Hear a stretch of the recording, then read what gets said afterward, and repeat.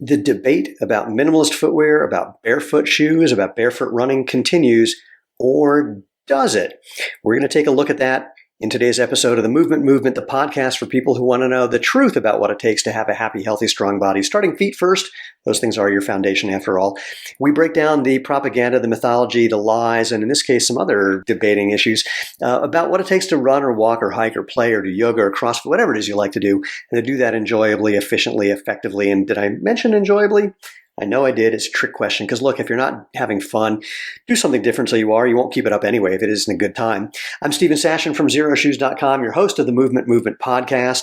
And we call it the Movement because we, that's you and me and everyone else who's listening and involved in what I'm about to talk about, we are creating a movement about natural movement, helping people rediscover that letting your body do what's natural, letting it move and bend and flex and things like the way it was designed is the obvious, better, healthy choice, the same way natural food is. And the movement part is easy. There's nothing special you have to do. You can go to www.jointhemovementmovement.com. There's no membership. All that means is that you share this information with people, that you imbibe it yourself, that you enjoy it, and pass it on. So like and share, give us a thumbs up, leave reviews and comments. You can hit the subscribe and the bell on YouTube if that's where you're watching this. Look, if you want to be part of the tribe, you know how. Subscribe.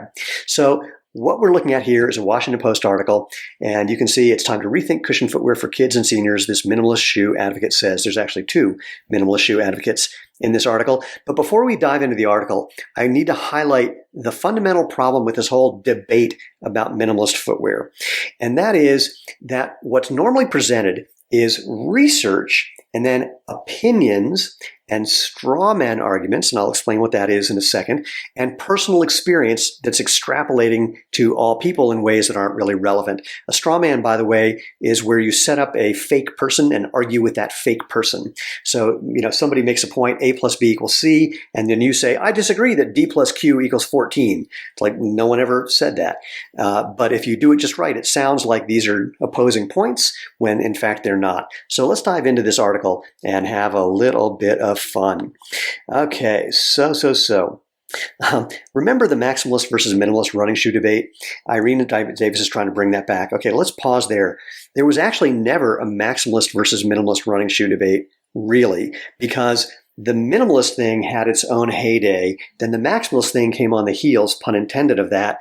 And the real debate was not about the two of those.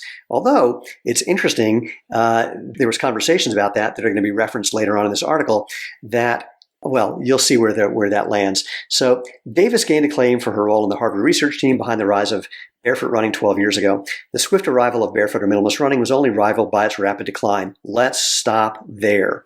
Complete nonsense. There was a rapid rise, that's true, but the way people think about it is as if it did this, went up, and then came back down a giant hill. Not the case. It went up really quickly. The only thing that changed is the angle of its continued growth. All of those of us who've been making minimalist footwear in the last 12 years have never seen our sales decrease. Our sales continue to increase year after year after year after year. What happened was sales in stores decreased because the companies that were making most of these shoes, the big shoe companies, and we'll talk about whether they were making real minimalist shoes or not in a minute, they stopped making them, so stores couldn't sell them, so customers couldn't buy them, so the report said people weren't interested. But for those of us who were selling direct to consumer, never a steep decline.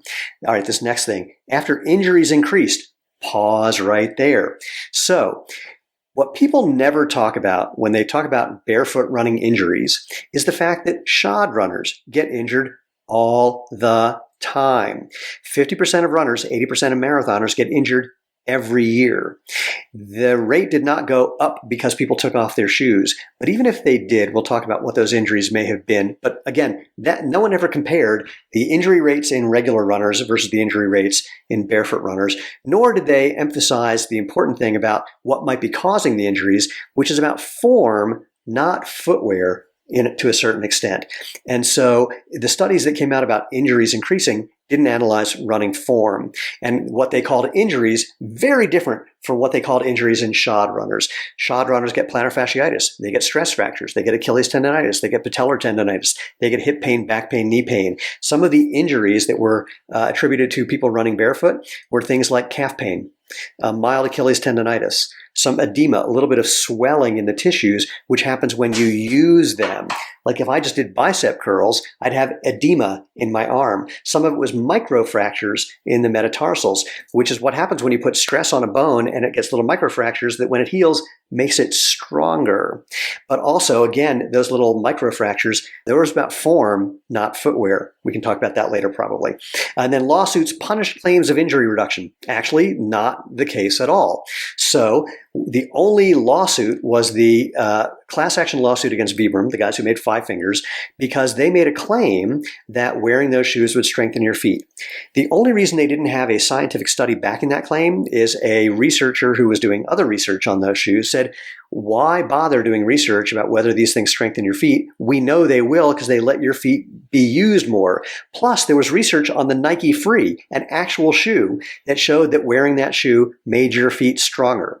So this lawsuit settled for pennies on the dollar compared to similar lawsuits about toning shoes because I hypothesize that the defense realized, or the prosecution realized, that you could draw enough dots and lines between like that Nike Free study and just using your feet naturally and research from Dr. Sarah Ridge at BYU, who showed that just walking in minimalist shoes does in fact build foot muscle strength. You could put enough connections together that there was really no case. So Vibram, they didn't care. They settled out of court for $3.75 million. No admission of guilt, no admission that they did anything wrong, nor was there any from the prosecution, any claim about that either. So the whole lawsuit completely misrepresented, just like it was here.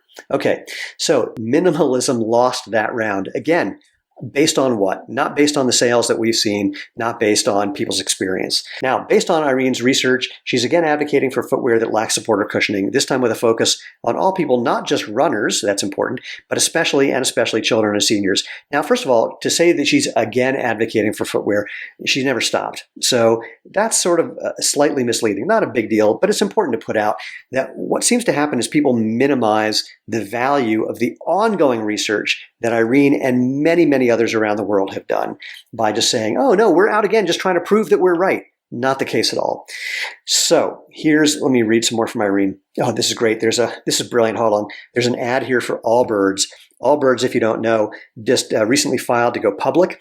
And they've been claiming publicly for the last however many years they've been around that since day one, they've been profitable. But now in their filing to go public, they actually revealed they've never been profitable. They've been losing tons of money. Their rate of growth has slowed and their rate of expenses has grown over this time. And they've also are involved in a class action lawsuit from people claiming that their sustainability claims are not true. So somewhat ironic that showed up here. But anyway, let's back up to Irene. Irene says, we need to get this message out about what we're doing to our feet. I don't think that our feet were designed or adapted to be supported or cushioned all the time. That's a really important phrase. Let's harp on this one all the time. We're going to come back to that in a second. She believes that 60 years of footwear modernization shouldn't outweigh 2 million years of evolution. Minimal footwear is where she came from, we said. It's true. Footwear up until about 1970 was just basically something thin to protect your feet and something to hold that protection on your feet. And if you were somewhere cold, something to protect you from the cold. That's it. Minimalist footwear is not the intervention. The modern athletic shoe is the intervention. And ask them for the demonstration, for the proof of how they improve performance and reduce injury, and you won't find it. It just isn't there. 50% of runners get injured every year. 80% of marathoners get injured every year. And even here's a fun one. Nike put out a study about a year and a half ago originally, and then they put it out again about 6 months ago, about a new shoe they developed designed to reduce injury, as if any shoe was ever designed to increase injury. But that's not important. They compared their new shoe to their best-selling padded, motion-controlled, elevated heel, arch-supporting shoe. And the way they positioned the article, the results, was that there was a 52% reduction in injury in the new shoe. Sounds great. It's true. But when you look at the numbers, the story is a little more interesting. In the 12-week study, in their best-selling motion-controlled shoe, over 30% of the people got injured. In their new shoe, only 15%. 15% is about 1 out of 7. That over 30%, let's call that 2 out of 7, so we can use 7 days in a week. So I can ask you, which restaurant would you like me to take you to every night this week? The one where you'll get food poisoning on average twice, or the one where you'll most likely only get it once? course, the answer is neither. And the other question to Nike would be, if that shoe's so much better, why are you still making this other one? Why isn't everything just like this one? And even more, why was that shoe better? And the answer is because they took out most of the protective features in the shoe. They made it more minimalist. So let's move on. Irene believes it's especially important to remember in the case of children, well, we grew up minimalist. Her new research suggests that bracing and supporting young feet with orthotics or cushioned shoes doesn't allow the foot to develop normally, with weaker muscles and a lower arch the result. Okay, very interesting. But again, it just kind of makes sense. If you don't let a joint move, the muscles and tendons and ligaments around that joint get weaker. You put your arm in a cast, it doesn't come out stronger, it comes out weaker.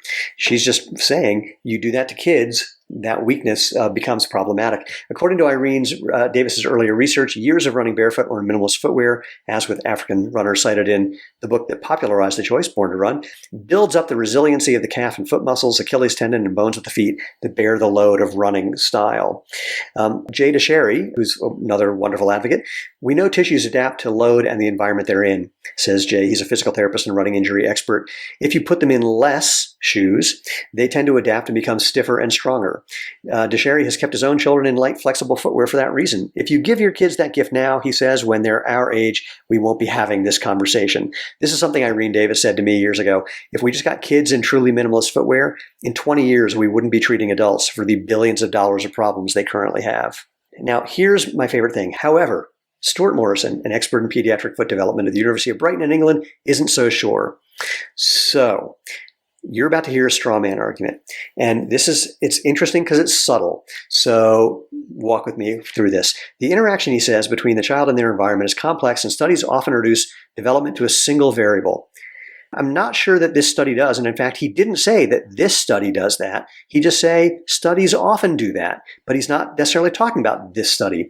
This is misleading, reducing development to a single variable. And there are more prominent influencing factors. For instance, says Morrison, I think genetics do play a considerable factor in determining foot shape, as supported by the evidence linking genetic predisposition to some foot deformities. No one was talking about deformities. That's the straw man. No one was saying that genetics aren't a factor in foot shaped. That's the straw man. We know that arch height is predominantly genetic, but arch strength impacts arch height. Weaker arch muscles reduce the height of the arch. Stronger arch muscles can make you have a higher arch. But you're never going to go from a flat-footed person like me, I had comedy-level flat feet my whole life, to having a super high arch just by strengthening your feet because of the genetic component. So this is a straw man. He's not actually criticizing Irene's argument at all. And yet this article includes it as if it's a valid argument against Irene's point and against Jay's point. It's not. Straw man. Okay, let's move on. Now, here's where it gets funny.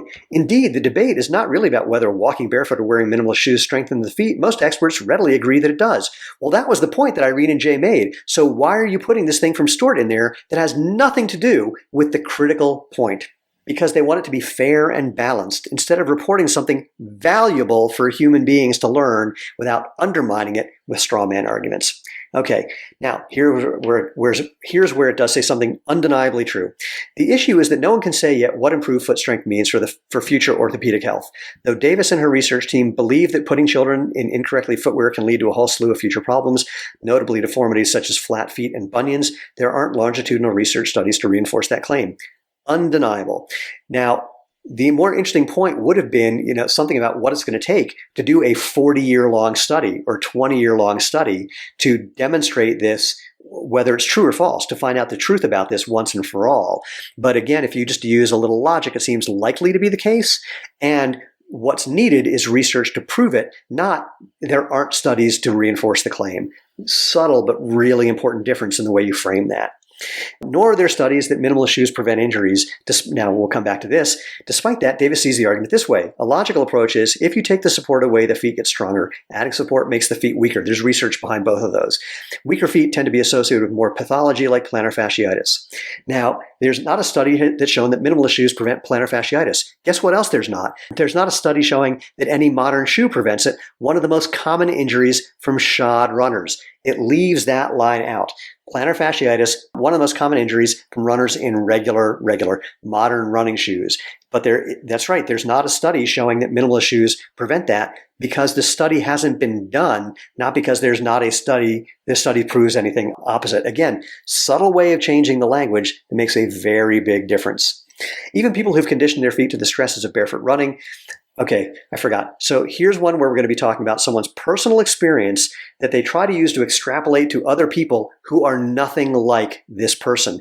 We're talking about a world champion runner, Lopez Lemong. If you're not a world champion runner, let me ask you two questions. One, why do you care what he's doing? Because he's going to try to do things to maximize his time as a professional runner, to maximize the value of that. And secondly, he's a genetic freak.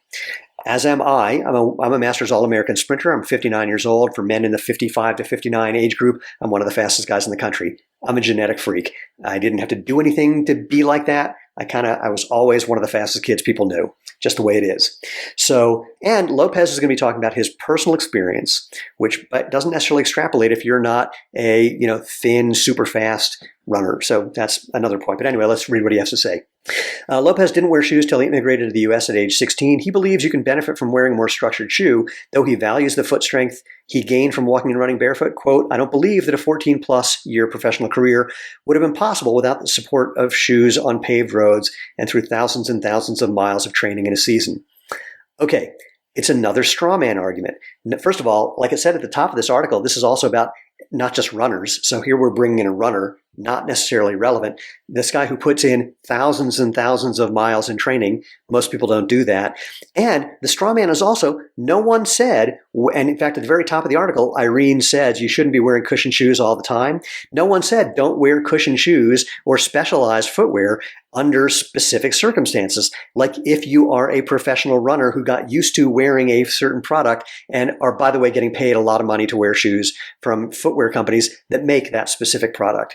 Now he says, plus the conditions in Kakuma and South Sudan where he grew up were more conducive to running barefoot with sandy soft ground and grasslands. The conditions that amateur and professional athletes face in developed countries are not conducive to barefoot running. Tell that to a Bibi Bakila, who won the marathon barefoot, to Zola Budd, who won, I think it was 5K or 10K, I always forget, to Ron Hill, who ran a 10K in Mexico City barefoot. Tell it to the tens of thousands of runners that we know in zero shoes and barefoot who are totally fine on roads and trails in bare feet. This idea that we evolved to run on soft ground and sandy surfaces and not hard ground, completely not true. It's a naturalistic fallacy. So, and even if we evolved to run in one condition, that doesn't mean we're not able to run in other conditions that we didn't evolve in. I'm a former All-American gymnast. We didn't evolve to do double twisting, double backflips, but guess what? We can do them. Not everybody, of course, if you train to do them. And that raises the same point. As someone who could do something like that, that doesn't mean if I do it, that doesn't mean you can emulate me. You might not be the kind of person who can do it. You might not be the kind of person who can run like Lopez. So listening to him, you got to put a grain of salt in there. Part of the problem, backing up to the article, with the initial foray into barefoot running was this very issue. The science made sense, but its application was less sure-footed. Again, in large part because A, the big shoe companies were terrified that once the idea of barefoot running took off, people were never going to wear another running shoe again. So they were putting out articles that were saying, never run barefoot. You're going to step on hypodermic needles and get Ebola and your kids won't get into college and your mortgage rate's going to go up. It was insane. And the application was less sure-footed. Again, if you look at the people who made a transition to natural movement and minimalist footwear or barefoot running, they would argue with that vociferously. Thank you, SAT prep course. Quote, when minimalism came around, its big flaw, this is from Jeff Dengate, the editor-in-chief of Runner's World, and there's so much to unpack in what I'm about to read here. When minimalism came around the first time, let's pause there. No, the first time minimalism came around was with the advent of footwear. The earliest known archaeological find for a piece of footwear is roughly 10,000 years old. It was a sagebrush sandal found in Oregon, and it looked a lot like our Genesis sandal, actually. And footwear for the first 99.95% of human history, the first 9,950 years that we know of humans wearing footwear, It was just something to protect your foot, something to hold that protection on your foot. And if you live somewhere cold, something to insulate your feet a little bit. That's it. So when the minimalism first came around, this is actually the second time. The intervention was the modern athletic shoe. So we should be talking about that. It says when minimalism came around, the big promise was that if you went to a minimalist shoe and ran in your forefoot, you wouldn't get injured. Correct me if I'm wrong, but isn't that basically the promise that running shoe companies keep making over and over and over and over and over, that with their new padding and cushioning and motion control and arch support, you'll run better, faster, and with fewer injuries, despite the fact that that's not what happened? So it was shoe companies making the same promise. But more importantly, no minimalist shoe company ever made the promise that if you just switched to your shoes, you wouldn't get injured. Never happened.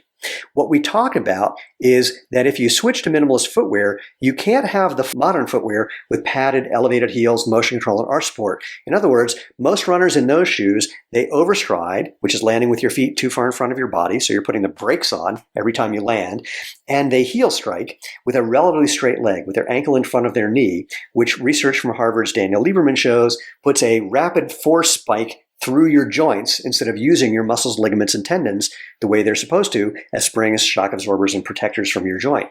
So the first thing is that it's not just about putting on the shoes, it's about the form, because when you run either barefoot or in a truly minimalist shoe, overstriding and heel striking, you just can't do it because it hurts. And so what you tend to do is adapt to getting your feet more underneath your body, using those muscles, ligaments, and tendons, and using the structure in your feet, including your arch, to support you. So then on this next line, if you went to a minimal shoe and ran in your forefoot, you wouldn't get injured. So what I saw many people do is they switched to a minimalist shoe, which, by the way, we got to back up to this. When the minimalist thing kicked in, the big shoe companies were at first, again, terrified that no one would ever wear their shoes. So they made what they called minimalist or barefoot shoes. Research from Irene Davis breaks up shoes into two categories, minimalist and partial minimalist. I interviewed her on my podcast, and I asked her if she was being politically correct and if it would have been okay to say true minimalist and fake minimalist. She didn't disagree. Let's just leave it at that for now. The quote fake minimalist shoes that she researched are worse for you than either barefoot or padded motion controlled shoes. Why?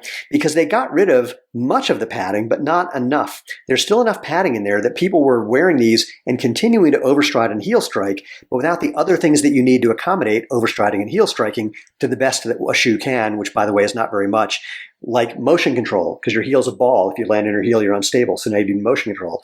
Arch support, because if you land on your heel, by the time your foot comes down, your arch is in a weak position under a lot of strain. But if you provide support, quote, support for your arch, then the strain isn't there, but it also weakens your foot. That's research from Protopapas that Irene Davis mentioned earlier. So the partial minimalist shoes, the fake minimalist shoes, are worse for you than either end of the equation. And that's what most people were wearing. In fact, if we talk about running barefoot, I met so many people in that era, that 2009 to 2011, who called themselves barefoot runners, but never had their bare feet on the ground. So there's a lot of conflation going on there. We all said it's about the form, not the footwear. It just so happens that the form is informed by the footwear. So let's see, moving on. Maximalist shoes. Okay, this is interesting. Maximalist shoes with a thick sole of cushioning under the foot and a lighter upper feel good. Great. Interesting way of putting it, but it would have been good to not have a period at the end of that sentence and just go to the comma, because the next line is, however, when it comes to injury. Thick-soled cushion shoes don't appear to be any more protective than their thin-soled rivals. Now, here's a really, again, subtle, interesting editorial thing. This needs to be spun around. The point is, it says previously there was an argument in this article that there was no proof that thin-soled running shoes were better for you, but here it's saying that the big thick ones aren't better for you, which means they're basically equal, which means there may as well be proof that they're not worse for you. So they've turned the whole equation upside down in this situation in a way that's kind of funny. And by the way, just because something feels good, that doesn't mean it's good for you or good for you in a different situation. You try on this shoe in a shoe store and it feels good, great. But what's going to happen when you take it for a run? What's going to happen when that cushioning starts to wear out? What's going to happen when the sole starts to wear out? What's going to happen after time if you're not using your feet naturally and your feet get weaker? So the fact that it feels good right now, not important. Cheese Whiz tastes great in certain recipes. Not the kind of thing you want to make a diet out of. Anyway, moving on. In fact, because the body automatically adjusts the springiness of the leg muscles according to the level of cushioning of the shoe and the ground underfoot, some research shows that maximalist shoes actually increase the impact to the leg with running. This is almost hidden in this article. This is basically showing that, or talking about research that shows that the maximalist shoes are bad for you. So again, the argument, the debate is a fake debate. There's research showing that maximalist shoes are bad for you, and there's not genuine research showing anything about whether minimalist shoes are better or worse for you. There's actually research showing they're not worse for you, but that research hasn't been done very well, very conclusively with the best design study you could think of, because it would cost millions of dollars. And guess what? The only companies who'd benefit from it are those like Zero Shoes, where we don't have millions of dollars to spend on this. And I have to tell you, this is hearsay, but I know that the big shoe companies know that if that research was done, they would lose. Because I've had CEOs from 2 major footwear brands and a senior vice president of another basically say exactly that to a good friend of mine. So anyway, moving on. For seniors, ultra cushion shoes might lead to a different danger, the risk of falling. That's what happened to my dad 6 years ago. Davis hypothesizes, and hypothesizes is a very interesting word to use here. Davis hypothesizes that shoes with an extra thick layer of foam can filter out sensory information, diminishing balance and stability and increasing the likelihood of falls, a significant risk to the health and the largest cause of injury-related deaths in older adults. Hypothesizes is a funny word to use there because, again, think about it logically. It's the princess and the pea. The more stuff, except the princess could feel the pea no matter how many layers of things you put between her and the pea. But with footwear, the thicker you get, the less feedback you get. You're not using those 200,000 nerve endings in your sole. The stiffer the sole gets, which happens with thickness, the less feedback you get. It's not a hypothesis. It's just screamingly obvious. Anyway, DeSherry agrees. Cushioned, high off the ground, maximalist shoes mute the feedback you'd normally get between transitions and surfaces, especially those that are hard to distinguish visually, such as the transition from a wood floor to a beige carpet, and that's when falls can happen. What's more, he emphasizes, such shoes are inherently unstable. This is, again, almost hiding in here, the debate about maximal and minimal. You may have gathered there's already more things against maximal than there are against minimal. Thin-soled minimalist shoes are lower with better ground feel, says Davis. It's been shown that elderly people in minimalist shoes have better balance and coordination. Chalk another one up for minimalist footwear. So where does that leave parents and seniors? We have the ability to give our kids more than just one footwear style, says DeSherry. And that's the opportunity for good biomechanics and give more than just footwear style. The opportunity for good biomechanics and a strong and robust skeleton. Putting them in as little shoe cushioning as possible with a wide toe box for their toes to spread out ensures they build proper coordination and stability for now and later in life. This is something similar to, here's a line, if you could go back and make a simple change to your footwear 25 years ago for better functioning now, wouldn't you change your kicks? Well, you don't have to go back in time. You can start at any time. Just like research showing how 90-year-olds can engage in a strength training program, weightlifting program, and get stronger, never too late to switch. Never too late to build up as much strength as you can, starting from where you are. Irene said something like this to me years ago. She said, if we just got kids in minimalist footwear, we wouldn't be treating them as adults for the billions of dollars of problems that adults currently have.